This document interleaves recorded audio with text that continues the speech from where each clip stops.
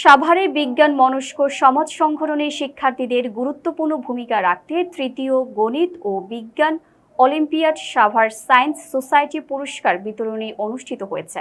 প্রতিনিধি নাসিম খান জানান, দুপুরে সাভারের যুব উন্নয়ন ইনস্টিটিউট অডিটোরিয়ামে এই পুরস্কার বিতরণের আয়োজন করেন সাভার সায়েন্স সোসাইটি। সেখানে 500 জন বিজয়ী শিক্ষার্থী এবং 100 জন স্কুল প্রতিনিধিকে পুরস্কৃত করা হয়।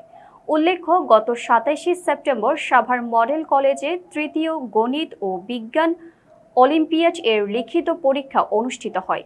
এতে সাভার ও আশুলিয়ার প্রায় 80টি স্কুলের পঞ্চম থেকে দশম শ্রেণীর প্রায় 5000 শিক্ষার্থী অংশগ্রহণ করেছিল।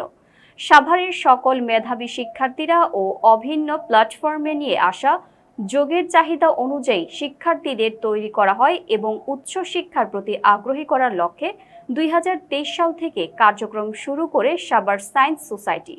এ সময় রাজশাহী বিশ্ববিদ্যালয়ের তথ্য ও যোগাযোগ প্রযুক্তি বিভাগের সহকারী অধ্যাপক ডক্টর ফয়েজ আহমেদ, জাহাঙ্গীরনগর বিশ্ববিদ্যালয়ের ফার্মাসি বিভাগের অধ্যাপক ডক্টর মোহাম্মদ দিদারের আলম মুহসিন, ভূগোল ও পরিবেশ বিভাগের সহকারী অধ্যাপক আনারুল হক মণ্ডল, সাভার মডেল কলেজের প্রিন্সিপাল তৌহিদ হোসেন, সাভার সায়েন্স সোসাইটির চেয়ারম্যান আবু বক্কর সিদ্দিক, প্রেসিডেন্ট মুজাহিদুল ইসলাম উপস্থিত ছিলেন।